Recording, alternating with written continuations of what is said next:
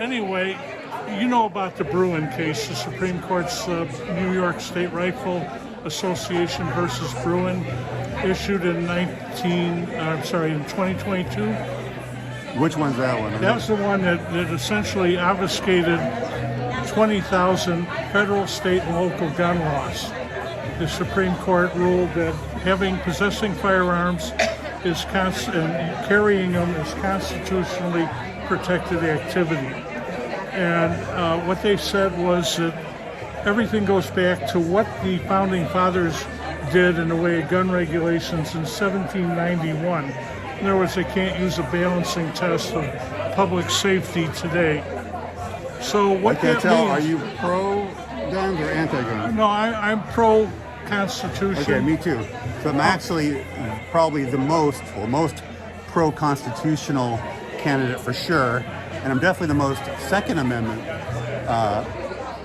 in favor of, because I do believe we have constitutional rights: First Amendment, Second Amendment, Fourth, Fifth, Sixth, Eighth. I'm the criminal defense attorney. This is what I do. I defend people's rights, and so I'm probably the strongest Second Amendment advocate. Even though I'm definitely the most progressive. That's the one issue where maybe my fellow progressives, we don't see eye to eye, but I do believe in freedom.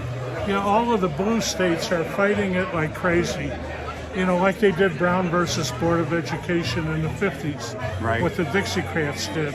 So eventually the Supreme Court's going to slap everybody that is in the blue states that have been ignoring the Second Amendment and the rights. Now, most gun crimes, as you know, come from other crimes, mala im se crimes, murder, aggravated assault, brandishing, robbery, something like that, or drugs or DUI. Right. However, when you get a pure person carrying a gun for self-protection, or they have that illegal, which is not, assault rifle, which is a political term, are you going to maliciously prosecute these people in light of Bruin, or are you going to give them a pass and leave them alone? Well, I'm probably mere possession of guns and drugs. I'm not going to prosecute. It's just, why should someone who has, say, a felony, let's say a vandalism charge, not be able to have a gun for life? That's absurd. It's not even a violent charge. So, if anything, non-violent felons should not be banned from having firearms. And often the people who have been convicted of felonies, they're the ones in most need of protection. Are you going to keep these mentally ill people that they're committing and aggravating people every day, robbing them? Are you going to keep them behind bars? I'm not sure which mentally ill people you're talking about. I'm talking about these people that are running around with hammers, breaking windows and beating people up and robbing people. Well, then that's not going to happen, because I'm going to get to the root of crime. I'm going to prevent crime.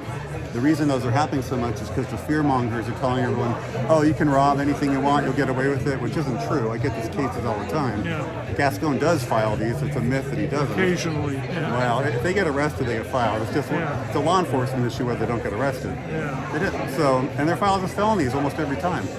So, anyway, hey, nice to meet you. I appreciate this What's your interview. name again? Thank you. Paul Hubel. Okay, awesome.